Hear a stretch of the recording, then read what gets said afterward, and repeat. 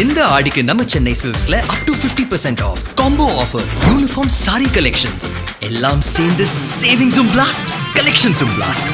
நம்ம the Chennai silks. Aachi masala எந்த சமையலும் ருசி தேடும் ரகசியம் 20 ரூபாய். 2M சினிமாஸ் டி பிக்சர்ஸ் தயாரிப்பில் தயால் பத்மநாபன் இயக்கத்தில் வெற்றி நடிக்கும் லட்சுமிகாந்தன் கொலை வழக்கு ஜூலை 10 முதல் திரையரங்குகளில். நாட்டில் கல்வித்துறையில் தொடர்ந்து நடைபெறும் பல்வேறு முறைகேடுகளுக்கு எதிர்ப்பு தெரிவித்து கரப்பான்பூச்சி மக்கள் கட்சி சார்பில் தலைநகர் டெல்லியில் பெரிய அளவிலான போராட்டம் நடத்தப்பட்டது. இந்த போராட்டத்தில் பிரபல சமூக ஆர்வலரும் கல்வி ஆர்வலருமான சோனம் வாங்சுக் கலந்து கொண்டார். போராட்டத்தில் பங்கேற்றவர்கள் கல்வித்துறையில் ஏற்பட்டுள்ள தொடர் முறைகேடுகளுக்கு பொறுப்பேற்று ஒன்றிய கல்வித்துறை அமைச்சர் தர்மேந்திர பிரதான் உடனடியாக பதவி விலக வேண்டும் என்ற வலியுறுத்தலுடன் கோரிக்கையை முன்வைத்தனர்.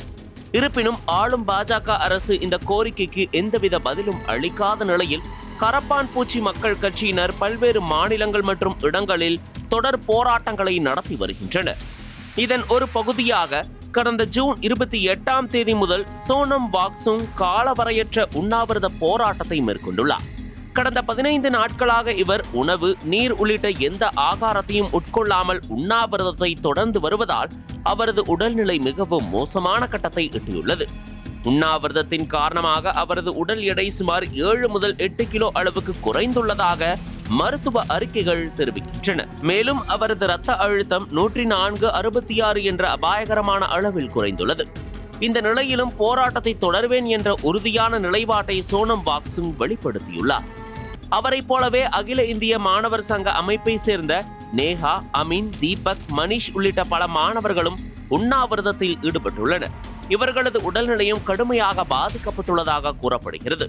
இந்நிலையில் வரும் ஜூலை 20 நாடாளுமன்ற மழைக்கால கூட்டத்தொடர்கள் தொடங்க உள்ள நிலையில் டெல்லியில் உள்ள நாடாளுமன்றத்தை நோக்கி அமைதியான பேரணி நடத்தப் போவதாக கரப்பான்பூச்சி மக்கள் கட்சியினர் அறிவித்துள்ளனர். இந்த போராட்டத்திற்கு பல்வேறு தரப்பினரிடமிருந்து ஆதரவு குவிந்து வருகிறது. இதனிடையே புகழ்பெற்ற எழுத்தாளர் அருந்ததி ராய், மூத்த நடிகர் நசருதீன் ஷா, ரத்னா பதக் ஷா, பொருளாதார நிபுணர் ஜெயதி கோஷ் உள்ளிட்ட பல சமூக ஆர்வலர்கள் மற்றும் பிரபலங்கள் சோனம் வாங்சுக் மற்றும் மற்ற உண்ணாவிரத போராட்டக்காரர்களை நேரில் சந்தித்து பேசியுள்ளனர்.